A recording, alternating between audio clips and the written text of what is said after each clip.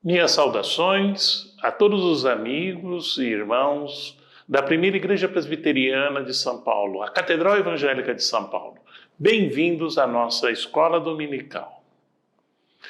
Meus caros, nós hoje estamos iniciando uma nova série de lições que temos visto nesses meses que precederam, onde nós exploraremos um livro, desta vez, um pouco inexplorado na maioria das vezes no nosso contexto cristão, que é o livro de Provérbios.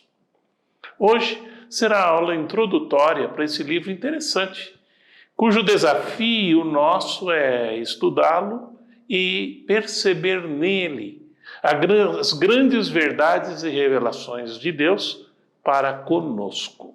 O texto básico que utilizaremos chama-se Um Guia para Viver Bem, estudo no livro de Provérbios. É uma revista bastante interessante, onde a maioria das nossas lições estarão baseadas nela, muito embora, eventualmente, nós desviemos um pouquinho do conteúdo literal desse material, na medida que nós acharmos oportuno. Vamos orar? Senhor Deus, graças te damos pelo privilégio que temos de podermos juntos estudarmos um pouco mais da tua revelação, em particular do livro de Provérbios. Que teu Espírito esteja com todos nós, a começar por mim, para que o conteúdo da sua palavra gere modificação na vida de cada um de nós que aqui estamos comprometidos com este estudo. Lhe rogamos por tua misericórdia, em nome e por amor de Jesus Cristo. Amém. Eu acho interessante que nessa primeira lição, cujo título é Conhecendo o Guia para Viver Bem, nessa primeira lição, que é a introdução do livro de Provérbios, eu queria considerar com vocês alguns pontos mais genéricos deste livro, antes de entrarmos no conteúdo propriamente dito, que estaremos desenvolvendo nas próximas aulas. Provérbios provavelmente é um dos livros mais extremistas que nós temos na Bíblia. A grande maioria das pessoas com quem eu converso, com quem tenho contato, ou ama ou detesta esse livro. É interessante que algumas pessoas acham um livro aborrecido porque ele não desenvolve um único tema durante um texto, mas são vários fragmentos de texto, vários fragmentos de verdade, e isso aborrece algumas pessoas. Outros acham excelente justamente por isso, que ele não fica perdendo tempo com um monte de detalhes e vai direto ao ponto. De qualquer forma, essa é a característica de Provérbios. Provérbios não é uma exclusividade bíblica, não é uma criação especial que apareceu na literatura judaica, mas Provérbios é justamente uma maneira de sintetizar uma grande verdade numa frase curta. Bom, nem sempre é verdade, mas dentro da cultura de diversos países, de diversos povos, é bastante comum encontrar provérbios. Portanto, você vai encontrar provérbios muito antes daqueles que foram escritos aqui na Bíblia, só para vocês se posicionarem. Quando nós falamos de provérbios, usualmente nós estamos falando de uma época que começou mais ou menos 1000 anos antes de Cristo, começou a ser sistematizado o livro de Provérbios, mas ele não foi assim instantaneamente desenvolvido. Ele não foi escrito como a maioria dos livros que nós temos na Bíblia, onde normalmente um autor, obviamente guiado por Deus, vai desenvolvendo um tema até terminar o livro. A hora que terminou o livro, ele pega e despacha esse livro para os interessados, para o público-alvo dele. Isso não acontece com o livro de Provérbios. O livro de Provérbios foi desenvolvido durante séculos. Acredita-se que, apesar de ter começado a ser sistematizado ao redor do ano 1000 a.C., tomou mais ou menos de 4 a 5 séculos para ele se estabelecer mais ou menos no formato ou no conteúdo que nós conhecemos hoje. Então, é difícil você apontar um autor exclusivo, muito embora nós vamos ver que tem autores que prevalecem, que são mais importantes sobre esse conteúdo, mas na maioria das vezes nós temos uma coletânea, uma compilação e criação. Então ele muda, esse é um ponto importante. Ele, na realidade, ele sistematizou alguns provérbios novos que foram criados, acreditamos que por inspiração de Deus, e alguns provérbios populares que já existiam e que, pela mesma inspiração, foi incorporado nesse corpo.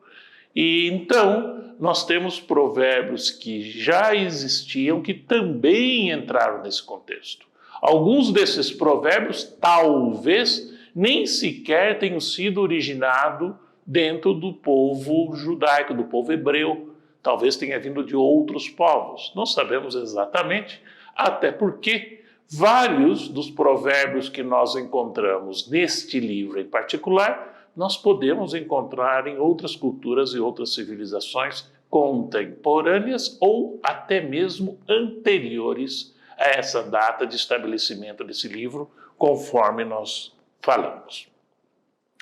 Provérbio, usualmente, é uma frase curta, popular, às vezes revestida com um tom de rima, de música ou lúdica, tipo piada, mas cuja ideia é, de uma maneira simples, colocar um ponto importante do pensamento humano, do autor, do povo que o criou, enfim. Por exemplo, provérbios populares que existem, querer é poder. É uma, entre aspas, é uma verdade popular, travestida de provérbio, de uma maneira simples, de uma maneira que rima e de uma maneira curta. Tem muitos outros provérbios, por exemplo, o perigo e o prazer andam de mãos dadas. É um provérbio escocês. Enfim, existem vários provérbios, mas o nosso objetivo em particular é estudar especificamente os provérbios que estão no livro de Provérbios dentro da Bíblia. Eu gostaria de iniciar dando uma lida nos 7 primeiros versículos do primeiro capítulo do livro de Provérbios.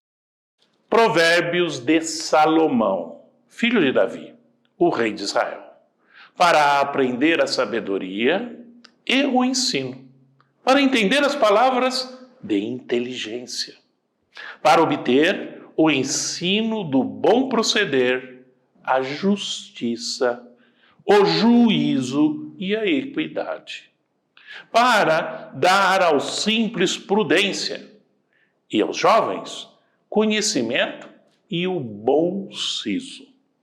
Ouça o sábio e cresça em prudência, e o instruído adquira habilidade, para entender provérbios e parábolas, as palavras e enigmas dos sábios.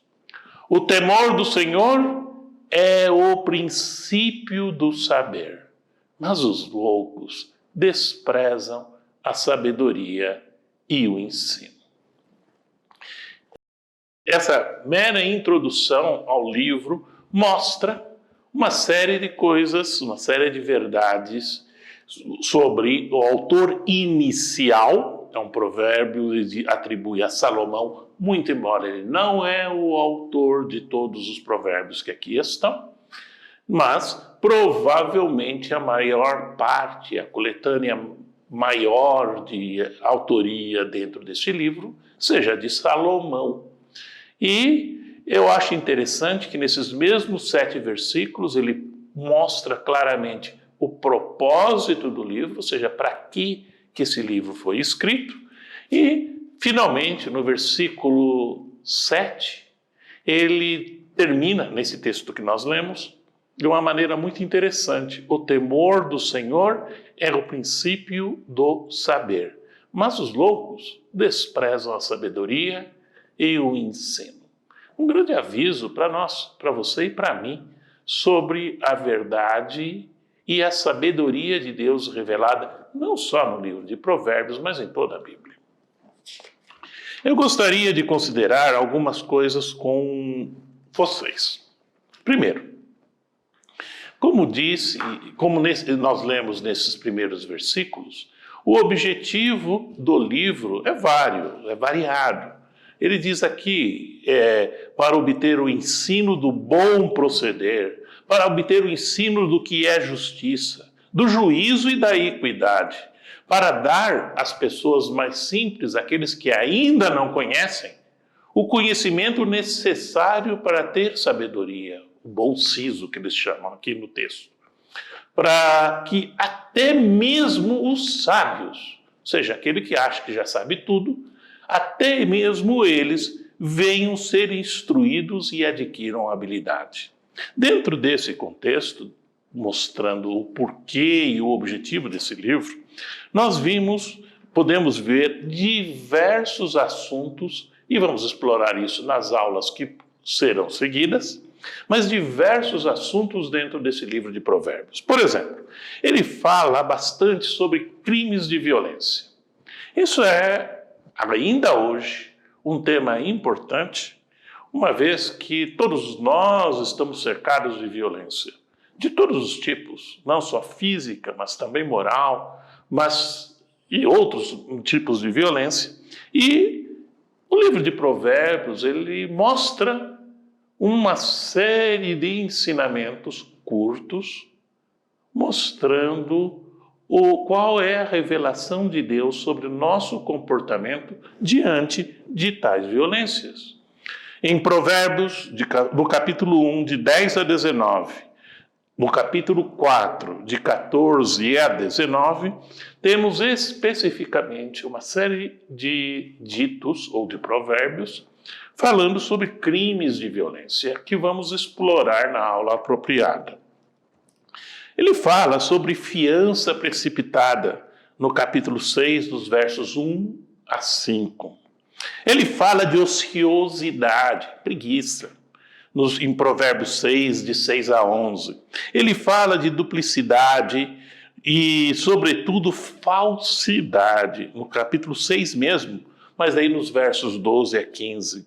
Fala bastante sobre impureza sexual em Provérbios 2, 16 a 19, 5, de 3 a 20, de 6, de 23 a 35, 7, de 4 a 29, 9, de 13 a 18, e vários outros temas e assuntos que são tratados, às vezes, um mesmo provérbio cobre mais de um campo.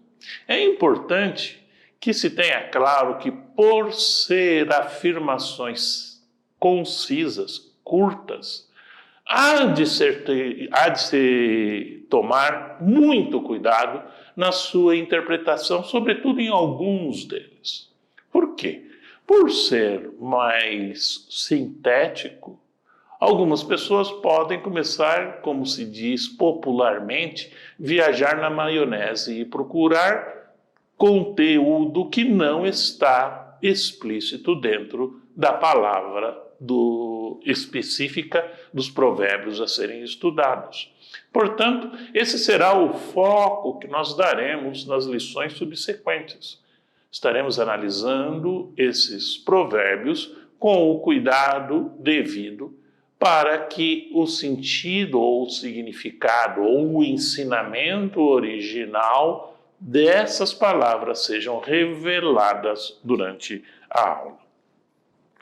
A pergunta básica sobre a autoria, quem escreveu Provérbios, nós respondemos parcialmente no texto que nós lemos, quando nós, logo no primeiro versículo do capítulo 1, fala Provérbios de Salomão, filhos de Davi, o rei de Israel. Como já adiantamos anteriormente, Esse provavelmente é o primeiro autor dessa coletânea.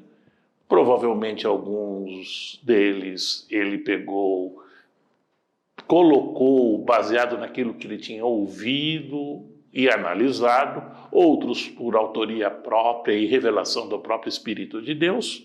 Mas foi Salomão que iniciou esse livro. Por isso, eu datei ele mais ou menos 1000 anos antes de Cristo, como início desta coletânea. Na realidade, dá 900 e poucos anos antes de Cristo, o tempo de Salomão, mas eu gosto de arredondar os números para a gente se posicionar mais simplesmente, mais tranquilamente. Eu posiciono tanto Davi como Salomão, mais ou menos no ano 1000 antes de Cristo. Então essa é quando iniciou este livro.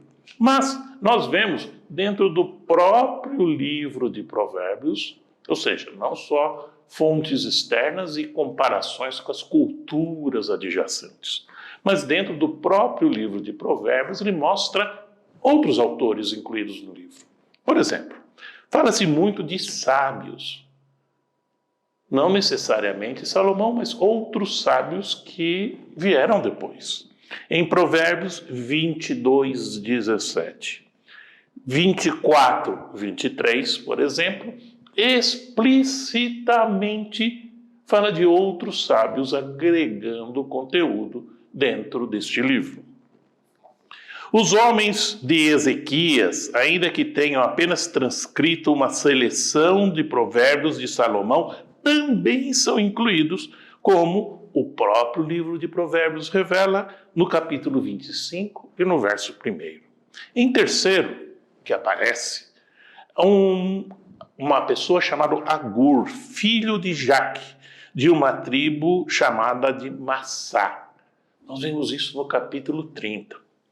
Mas, além desses três, tem ainda mais um quarto componente, revelado no próprio livro de Provérbios, que se trata, lá no capítulo 31, de rei Lemuel, que transcreveu os ensinos da sua mãe, também da tribo de Massá. Então, repara o seguinte, que além das evidências históricas mostrando que no livro de Provérbios consta, sim, alguns provérbios até mesmo de outras culturas, o próprio livro de Provérbios mostra que o autor principal, sendo Salomão, não foi exclusivo para a composição deste livro, que demorou alguns séculos para ser terminado na forma que nós conhecemos. Na realidade, a forma final do livro de Provérbios só apareceu mais ou menos no século 3, 4, no momento que se preparava, um pouco antes, obviamente, da tradução dos textos hebraicos para o grego, numa versão que nós conhecemos como Septuaginta. Essa Septuaginta foi um marco da escritura hebraica, judia. Por quê? Porque pela primeira vez ficou completamente estabelecido e, de certa forma, congelado o conteúdo de livros que vinham sendo copiados por gerações, séculos que o precederam até estabelecer. A Septuaginta teve esse grande propósito também de dar uma congelada nos escritos sagrados hebraicos até aquele momento. Eu acho interessante que o reflexo desses provérbios na cultura em Israel foram tremendamente grandes, por diversas razões. A primeira razão é a óbvia. Inspirada pelo próprio Deus, incluído entre os escritos canônicos, quer dizer, os escritos revelados por Deus, era óbvio que para um povo que se propunha seguir a Deus, que esses escritos tinham uma relevância particular. Mas, além disso, Israel faz parte de um contexto maior, um contexto tanto cultural como histórico, onde eles estão posicionados em um lugar e em um tempo determinado, onde os provérbios tinham um papel relevante, como eu já falei várias vezes, não só dentro da cultura judaica, mas de todos os povos que o circundavam. Portanto, o reflexo dos provérbios em Israel é muito grande. Grande o suficiente para ele ser muito citado até mesmo no Novo Testamento.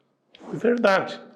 Por exemplo, o próprio Jesus Cristo utiliza do conteúdo do livro de Provérbios para muitos dos seus ensinos. Eu gostaria de apontar alguns desses pontos. Por exemplo, suas palavras sobre aqueles que procuram os primeiros lugares quando convidados para o banquete, como está lá no livro de Mateus 23, de 6 a 7, Lucas 20, 46 e 47. Estão firmemente relacionados com o conteúdo de Provérbios 25, 6 a 7. Eu quero chamar a atenção que, ao contrário da prática que nós temos hoje, os escritos antigos, e não só bíblico, isso se aplica aos escritos dos gregos, dos romanos, todos os povos antigos, mesmo quando citavam as fontes anteriores de algum outro autor, ele não fazia menção. Não existia a lei do copyright para pegar o homem. Hoje não. Quando nós fazemos uma menção de um texto, a gente diz, conforme já dizia o autor fulano de tal, em tal livro, isso, e desenvolvemos e embarcamos naquele conteúdo para desenvolver uma ideia nova, usualmente. No caso do Novo Testamento, ele tem literalmente milhares de citações do Antigo Testamento. Mas essa citação raramente são citadas com a referência junto. É raro a gente pegar e ver, olha, conforme dizia Isaías, Tem isso no Novo Testamento. Mas, tipicamente, o Novo Testamento simplesmente cita o Antigo Testamento sem colocar a referência. Felizmente, muitos estudiosos nos precederam e perceberam claramente isso. Esse é o primeiro deles, citando Provérbios 25, 6 a 7, em Mateus e Lucas, em ambos os evangelhos. Por exemplo, em Lucas 12, 15 a 20, que tem a famosa parábola do rico insensato, está bem relacionada com Provérbios 27, 1. Outro, a parábola dos dois alicerces, aquela história do sábio e do nécio, em Mateus 7, 24 e 27. Tem o fundamento em Provérbios 14, 11. Na conversa com Nicodemos, em João 3, 13. Jesus revela a resposta à pergunta levantada por Agur em Provérbios 34. Na realidade, nós vemos, isso aí só estou citando alguns, mas existem mais citações do próprio Jesus Cristo sobre o livro de Provérbios. Mas não é só Jesus Cristo que utiliza. Por exemplo, Pedro. Pedro era um dos campeões da utilização do livro de Provérbios. Só citando algumas das referências que nós encontramos em 1 Pedro, por exemplo, 1 Pedro 2,17, é totalmente relacionada com Provérbios 24 e 21. 1 Pedro 3, 13, totalmente relacionado com Provérbios 16, 17. 1 Pedro 4, 8. Provérbios 10, 12. 1 Pedro 4, 18, com Provérbios 11, 31. 2 Pedro 2, 22, com Provérbios 26, 11. E não é só Pedro, isso aí é algumas delas, mas Paulo utilizou muitas. E, por exemplo, provavelmente duas das mais conhecidas, e não únicas, está em Romanos 12, 20, totalmente relacionado com Provérbios 25, de 21 a 22.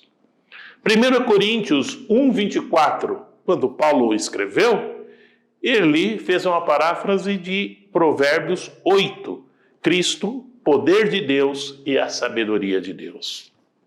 Como vimos, o livro de Provérbios, escrito, iniciando a sua escrita quase 1000 anos antes de Jesus Cristo, foi profusamente utilizada, não só por Jesus Cristo, mas como por seus discípulos, quase 1000 anos depois. Isso fazia parte, primeiro, da cultura e, segundo, servindo como demonstração da utilização do livro de Provérbios como um livro de conteúdo avalizado pelo próprio Jesus Cristo, pelo próprio Deus, confirmando a sua revelação e a sua relevância, não só no Antigo Testamento, mas sobretudo para nós, que vivemos o período do Novo Testamento, da Nova Aliança. A Nova Aliança tem utilizado profusamente o livro de Provérbios para se basear. Essa é um dos principais motivadores nossos como cristãos para estudarmos, entendermos e gozarmos do conteúdo do livro de Provérbios. Que este seja o objetivo seu, conosco, de procurar neste livro enxergar a revelação de Deus, não só para a sua vida, mas para todos aqueles que nos rodeiam, inclusive a nossa sociedade e igreja.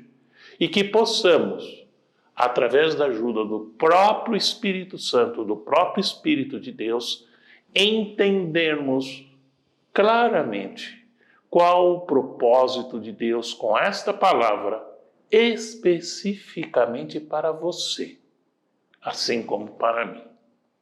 Que Deus esteja conosco, que Deus nos guie neste caminho que iniciamos de estudo e, sobretudo, que Deus nos dê a sabedoria e o coração para abrirmos a essas verdades e a essas palavras que Deus tem deixado para nós e que, com isso, nossas vidas sejam transformadas. Oremos.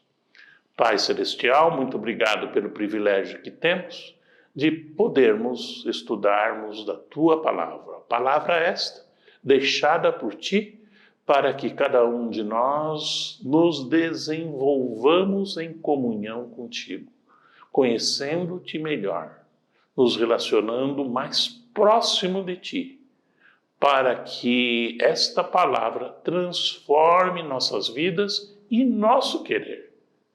Venha estar conosco nesse processo de crescimento e rogamos, em nome e por amor de Jesus Cristo. Amém.